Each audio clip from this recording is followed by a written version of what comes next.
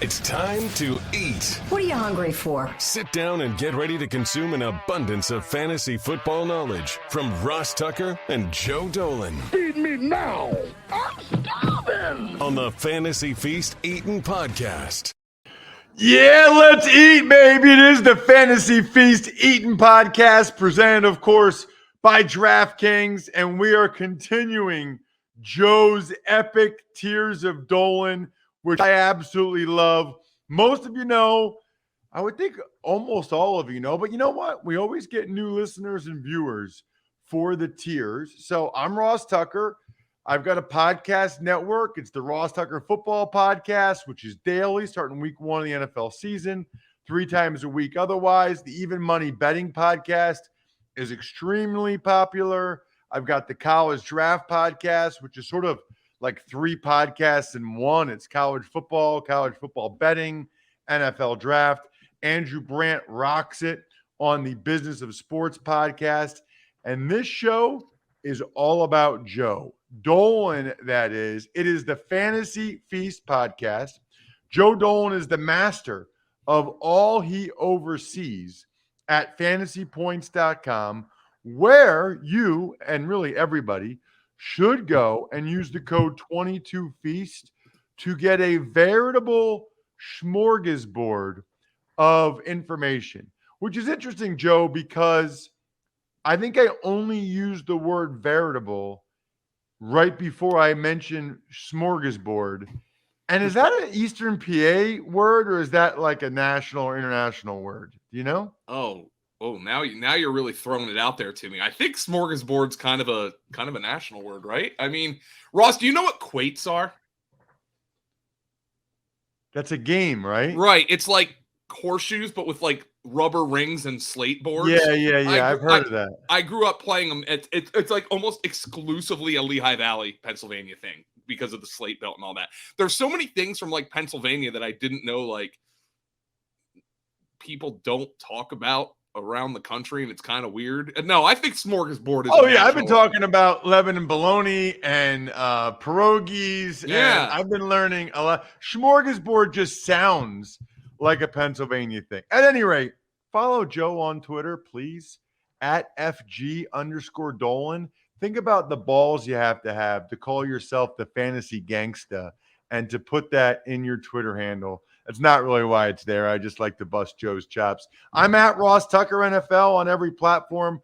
We are at Ross Tucker Pod, and we are continuing the often imitated, never duplicated, award-winning, I'm sure somebody gave us an award at some point, I don't know, award-winning series where we put all of the relevant fantasy football players into tiers, which is really important. Joe detailed last week in the quarterback tiers of Dolan exactly why it's so important to know what tier these guys are in.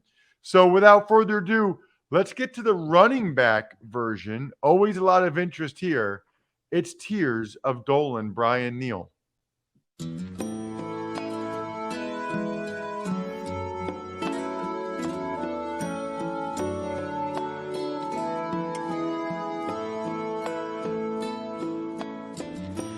Will I win my league if I'm following Joe Dolan? Am I drafting Z? No, definitely not. If I'm following Joe Dolan. I'm at the turn. 2 picks to burn, but I know I won't go wrong with Tears of Joe Dolan. Absolutely love it. Brian Neal, our producer, can't stand it. I need to reach out to our boy Scott Sheriff, by the way. I think he's coming to Greenville. South Carolina with Carrie. So I'll have to. Oh, you got to go. You got to meet him. I got to reach out to him. Yeah. Yeah. So, Scott. are you listening, Sheriff? Yeah. He is the man. How about, speaking of the man, Joe, you have exactly one man, one human being ranked as elite at the running back position. That's pretty telling. Yeah, it's Jonathan Taylor. And look, I know there are certainly people in high stakes and in our circles who will rank Christian McCaffrey here as well, and we will get to him. But Jonathan Taylor he's had no injury problems. He's coming off of just dominant season. I just don't know what else to say. I mean, he's going to be the overwhelming number one pick in fantasy leagues this year, and there's really nothing else to say other than it's completely justified. I think that offense will be better with Matt Ryan at the helm as well. That's what I was going to ask you. Any difference now that it's Matt Ryan instead of Wentz?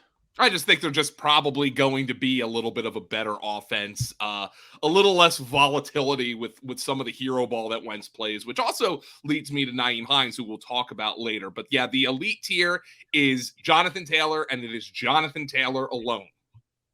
No concerns about them throwing the ball more with a guy they probably trust more with Matt Ryan? Look, I think they're going to trust Matt Ryan more than they trusted Carson Wentz, but ultimately, Ross, this is still going. Matt Ryan's 37 years old, okay? I just turned 36, and I can't do anything anymore. Matt Ryan's 37 years old. He's going to his days of winning the MVP are over. Let's put it that way. You have a second tier, which also only has one player, and it's Christian McCaffrey. Yeah. The name of the tier, which I like, is Elite Butt. B-U-T, not B-U-T-T. Well, Ross, I am into elite butts. Let me tell you something, but that's for another podcast. I certainly have tiers there as well. Christian McCaffrey, by the way, when he's healthy, remains the most valuable player in fantasy football. He's had terrible luck with injuries, though. If we drop the 2 games, and now here's the if we drop the 2 games where he left early with an injury in 2021, he finished as the RB1, RB3, RB15, RB4, and RB3. He has been the RB15, and remember, fantasy football is a weekly game. He has been the RB15 or better in 23 of his last 24 games. But of course, that dates back 3 seasons. So I think if Christian McCaffrey is healthy, if you can guarantee me Christian McCaffrey plays 15 games this year, I would have no problem taking him number 1 overall over Jonathan Taylor. He's a league-winning player. You just have to understand the caveats that come with it. Christian McCaffrey is not going to make it out of the top 5 of your fantasy draft because there's going to be somebody who's going to be willing to pull the trigger on that kind of upside. What about guys that you consider first round? I think it's really telling and interesting to me who you have as the first guy in this category, a guy going to his second year in Pittsburgh. He's essentially your 3rd ranked running back, Joe? Najee Harris? Yeah, and he didn't show like elite athleticism. I mean, I don't think we expected him to be an elite athlete, but I thought he'd have a little more burst than he did. But I also have to wonder how much of that was just the sheer volume that Najee Harris was accumulating last year. And now here's somebody who's going to touch the ball 350 times if he's healthy. And you can make an easy argument that Najee Harris has a quarterback upgrade with either Mitchell Trubisky or Kenny Pickett over the corpse of Ben Roethlisberger. So I think the Steelers' offense could be better. I think either Pickett or Trubisky is going to help open up the run game. I have no problem being aggressive on Najee Harris. And the fun part with him is I've seen him drop to the back end of the first round at points, a pick I really like. I also have Austin Eckler in here.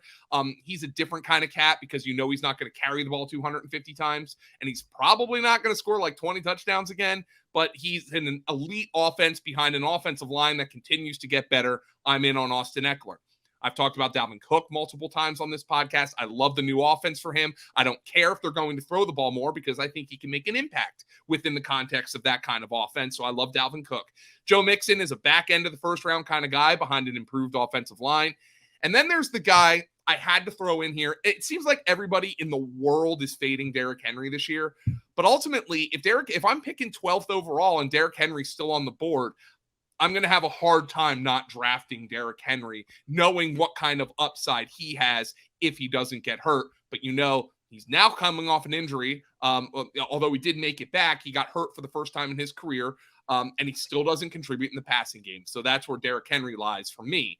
In the first round tier, I think all of these guys are first round picks. Right. That's what I was going to ask you. Just what exactly the tier means. All right. Then you have an interesting tier. So you have first round. Before we get to second round upside vets, you've got a next step tier, and it's two guys, Javonte Williams from the Broncos, DeAndre Swift from the Lions. Why is the next step tier, Joe, between first round and second round? Because if you want to win, and by the way, I have to throw this out there. I know I mentioned it on the quarterback podcast, but these tiers are not straight rankings. They're similar to my rankings. They're similar to our rankings at Fantasy Points, but they are not straight because I was trying to group similar players who have similar levels of upside and or downside. So they're very similar to the rankings, but they are not straight up. For instance, I might take Aaron Jones over Javonte Williams, but I wanted to highlight that Javonte Williams and DeAndre Swift are in this tier, the next step tier, where always one way to win in fantasy football is trying to identify the guys who are going to be first round picks next year. And I think Javonte Williams and DeAndre Swift have really good arguments for that. You know, DeAndre Swift behind an offensive line that should be better. Ross, you really like the Detroit offensive line. Javonte Williams in an offense that should be better, should score more points with Russell Wilson at quarterback. But there is the caveat here that Melvin Gordon's back in Detroit, or in Denver rather, and Jamal Williams is still there in Detroit. I don't expect DeAndre Swift to be a 20, 25 carry a game guy. So those are the tiers. But can we get if we're going to get a Jonathan Taylor level breakout, it's probably going to be from one of these two guys. I like that. Before we get to the next tier, we got to talk about something else I like, and that is being comfortable. And you want to be comfortable if you're giving speeches like I am this Saturday morning at the NovaCare Sports Summit, or if you're going to a wedding like I know you have been, Joe. Find suits in fresh summer shades and new neutrals. Maybe even more importantly, beat the heat in lightweight linen, breathable cotton.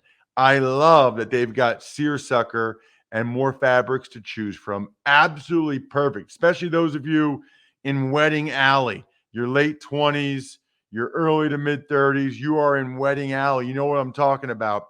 Find an outfit for every destination at Express, online or in store. All right, Joe Dolan. Let's get to your next tier, which is second round upside vets. Aaron Jones, Saquon Barkley, Leonard Fournette, Alvin Kamara, Nick Chubb. What does this mean? Why are these guys second round but upside vets? So these guys have first round potential production, but have warts that other guys who are going before them do not have. Aaron Jones has to share the backfield with AJ Dillon. Saquon Barkley, it's obvious he's coming off injury, but I really like the new offense. I think he just made a play in training camp that had the people hooting and hollering, Ross. So I'll be watching Saquon closely this offseason in the new offense. Leonard Fournette, obviously, he had the weight issue. He's apparently back down to 245. We know he's a bigger guy anyway. But they have Rachaad White, and there was the weight issue this offseason. Alvin Kamara is unique of this group because he's been slipping into the third round because of potential NFL discipline. But with each passing day, the NFL wants to wait for the legal process to play out based on his arrest in Las Vegas for the Pro Bowl. He might avoid suspension overall this season, in which case he is a screaming value where he's getting drafted right now. And we know Nick Chubb, throughout his career with the Browns, averages virtually, since they've had Kareem Hunt there, virtually three fantasy points per game more when Kareem Hunt doesn't play vis-a-vis when Kareem Hunt does play. And also, there's the possibility that they're just a bad offense if and when Deshaun Watson's suspended, with Jacoby Brissett at the helm. Nick Chubb and his lack of upside in the passing game, as I said, as talented as I think he is, and I think pound for pound might be the best pure runner in football. Part of the problem here is he's essentially a lowercase Derrick Henry for fantasy. Okay, here's the one I don't really understand. What am I missing with Aaron Jones? How is he not a first-round pick? Especially with them losing Devontae Adams. Is it just AJ Dillon and the concern of AJ Dillon getting more touches and getting touchdowns? For sure, because Aaron Jones is an elite touchdown scorer, but Ross, the archetype of like the goal line back is AJ Dillon, a guy who weighs like 260 and is running over mascots and knocking their. Did you see that, by the way? I can't believe they did that. I can't believe the Packers let it happen. I can't believe the mascot let it happen. That's a lawsuit just waiting to happen. No, I think there was probably waivers signed there. But I think A.J. Dillon's presence is part of it. But Aaron Jones, I totally agree, Ross. And our guy, Graham Barfield, at Fantasy Points has been pounding the table all offseason saying, I think Aaron Jones, he said, is the beneficiary of no more Devontae Adams. I think Aaron Jones, I think you can make an easy argument he should be a first-round pick. But that's not where he's typically getting drafted. Interesting. All right.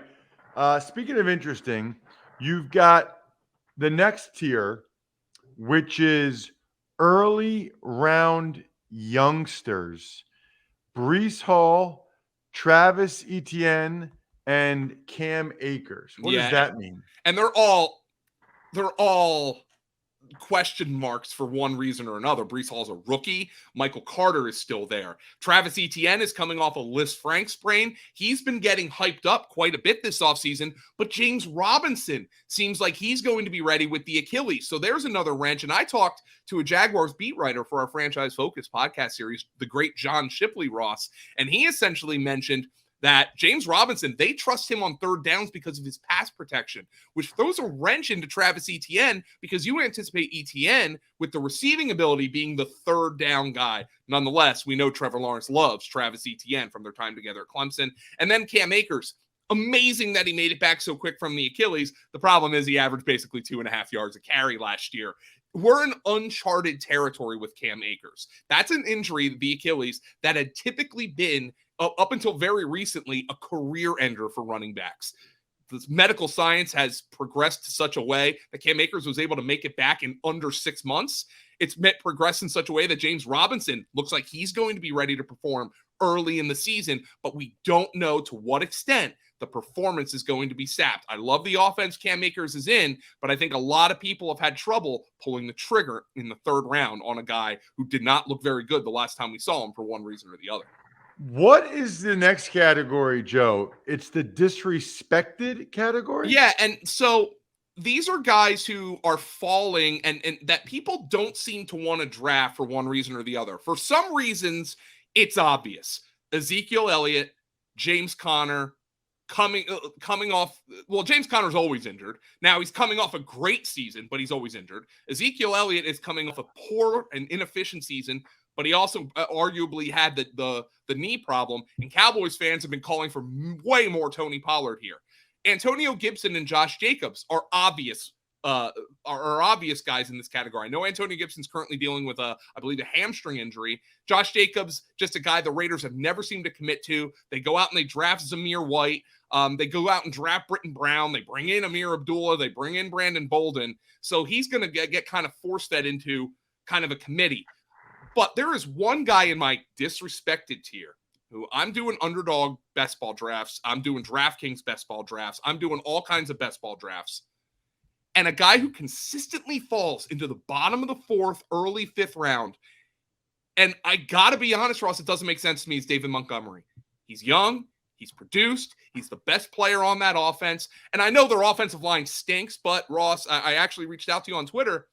It got a little bit better over the last couple days with the veterans they brought in, including Riley Reif. So I think the Bears are going to run the football, and Justin Fields is going to open up lanes for David Montgomery. I think David Montgomery, if I draft, let's just say I start my draft, Najee Harris, take a couple of wide receivers, maybe I mix in a tight end like a Mark Andrews in there, and I can get David Montgomery as my second back in the fifth round. Sign me up for that every day of the week. And that's been a plan of attack that I have been approaching this offseason. Interesting. What do you think the reason is why he's going so lower? He doesn't feel like he has the same level of like brand name recognition. Yeah, and I think people think the Bears stink, and I think that's valid, but they stunk last year and he produced big numbers. So I actually think the offense could be an upgrade for him. That the offensive line just a little bit better. They have more depth now. That was part of the reason you were concerned when we did the offensive line tiers is the lack of depth. Well, now I feel much better about them, Joe. Now, listen, that doesn't mean they're not one of the worst O-lines in the league, but I thought they had a chance to be potentially one of the worst offensive lines we've ever seen. Schofield, Riley Reef, Lucas Patrick, and Whitehair are all professional offensive linemen. Like, you can function with them, which means they just have one tackle spot with 3 different guys going for it. 3 different young guys, Tevin Jenkins, Borum, and maybe Braylon Jones, battling for. One of those guys will be good enough, and they can help them, that I now feel like they can have a functioning offense. Yeah, and like we understood Ryan Poles there, the new general manager, it was a cleanup job, okay? He was not fixing this in one off season, but I feel just a little bit better about the situation around Justin Fields. Therefore, I feel better about David Montgomery. And look, all those things come together. You know, if you look at David Montgomery's production, he should probably be like a second, third round pick. He's going a round or 2 after that. So I'll take the dip on David Montgomery. Young committee backs. We got Mitchell, Clyde Edwards-Helaire, J.K. Dobbins, question mark, A.J. Dillon, Damian Harris, Miles Sanders, Devin Singletary. Kind of interesting to see Miles Sanders sort of this low, because it feels like he has the potential to be much more than this. I think Miles Sanders, here's a group of guys, by the way, who you're going to hear some of those names, the people listening will be like, oh, I'm higher on that guy than that guy. And that's kind of what it is. But like, all these guys are getting drafted together. And I think a lot of folks would call this the running back dead zone. It seems Kyle Shanahan is committed to a committee. Clyde Edwards-Helaire started on the pup list. I think he's off of it already. You know, he obviously has disappointed in his first couple years. Who knows about J.K. Dobbins, what's going to happen there with him and Gus Edwards, both of whom are coming off serious knee injuries. A.J. Dillon, we just discussed. Miles Sanders, Philadelphia is going to have a great run game, okay? Their offensive line is elite, as you told us. Jalen Hurts is the quarterback, so you know their run game is going to be phenomenal. But there's an Eagle running back later on here who I am targeting and I would take on virtually every team if need be. And Miles Sanders, by the way, I've dabbled in Miles Sanders at his cost, because if he just has some positive touchdown regression, he's going to outproduce his ADP. But I think the Eagles certainly look at him as a player who has more promise than he has showed as a complete package thus far. But that's why he is ranked here. Anybody else jump out to you here? Feels like Dobbins could be more than that as well. If he's healthy. It's a matter of health for J.K. Dobbins, but you would think now, given the fact that, you know, he's not ready at the start of training camp and he had that ACL plus injury, they are going to work in multiple backs in Baltimore when he's back. But he was a guy who I was targeting in the 5th round early in the offseason, and I'm just not doing that anymore. I have enough invested in J.K. Dobbins already. Young upside targets, Joe. Young upside targets. Tony Pollard, Dameon Pierce, Ramondre Stevenson, and what's the frequency? Kenneth Walker. Oh, I love that song, Ross. What's the frequency, Kenneth? You know that would have been Berman's nickname for him. Oh, absolutely. Berman's nicknames were so awesome. Anyway, what about Kenneth Walker now that I think we probably knew this, but Chris Carson's officially retired? Yeah, Chris Carson retired, and I knew I was unfortunately acting this offseason like Chris Carson was going to retire with the neck injury.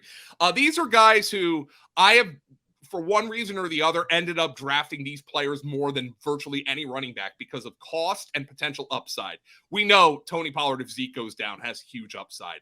Dameon Pierce maybe is the shakiest one of these for me because the Texans aren't very good. And, you know, I talked to a Texans analyst for my Franchise Focus series, and he's like, look, they still got Burkhead. They have Marlon Mack. They don't need to force feed Dameon Pierce in there. And he was a 4th round pick, keep in mind. I also talked to a Patriots beat writer who has convinced me that Ramondre Stevenson is a guy I don't want to leave drafts without. You know, I saw him last year watching him, and he had way more juice than I thought. And look, Damian Harris is good. But he's in a contract here, and I think Ramondre Stevenson does more in the passing game. James White is still unable to perform with that hip injury, and the Patriots, the laziest piece of analysis I get every year is, oh, the Patriots running backs, you don't want to mess with them because it's just a committee. Yeah, but they put league winners out there. Damian Harris was a league winner last year. He scored 15 touchdowns. I'll take the cheaper Ramondre Stevenson at cost and bet on his upside. And then, of course, there's Kenneth Walker, who I just think's too talented. And Rashad Penny has too many question marks for Kenneth Walker not to take over the Seattle backfield at some point.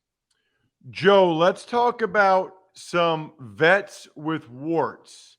Rashad Penny, Chase Edmonds, Patterson, Kareem Hunt, Melvin Gordon. Yeah, these are guys. Rashad Penny has injury issues. Chase Edmonds is a committee back. Cordell Patterson really wore down last year. Kareem Hunt is somebody who is more talented than the role he gets, but of course he's paired up with the best receiving back, the best running back in football, in my opinion. And then Melvin Gordon, of course, boring vet who had a great year last year, but you presume Javonte Williams is ascending. So you can make the argument for all of these guys that they're going to end up not even first on their team in carries for whatever reason. And that's why they're kind of like back end of dead zone running backs to me.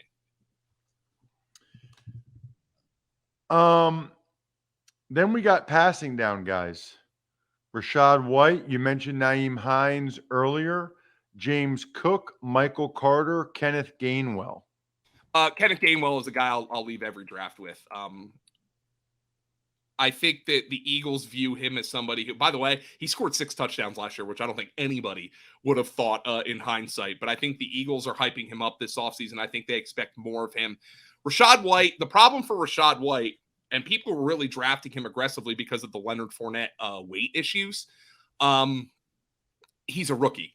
And rookie running backs don't often make an impact with Tom Brady. So keep that in mind. Even guys like James White and Shane Vereen had to take redshirt seasons, essentially, to learn the offense. So keep that in mind with White, as supremely talented as he is. Nyheim Hines is coming off career lows in targets and receptions last year. That was with Carson Wentz at quarterback. Matt Ryan will check the ball down. They don't have much at receiver. So I like Nyheim Hines. I think he can have a role independent of Taylor and be very successful. James Cook has been a star of Bills camp thus far, but working almost exclusively with the second team. And Michael Carter, I think Breece Hall is going to be the early down guy, but he could be the 35 of a 65-35, and that could be a valuable role as well. Handcuffs. Darrell Williams, Darrell Henderson, Isaiah Spiller, Alexander Madison, Ronald Jones, Khalil Herbert, Tyler Algier. Yeah, Tyler Algier, he's one who I think there was a report out there that he could end up leading this team in carries. I don't think that's a shock. Greg Cosell compared him to Jordan Howard, and you'll remember Jordan Howard as a 5th-round pick had a very good rookie season for the Chicago Bears. He's just kind of a grinder.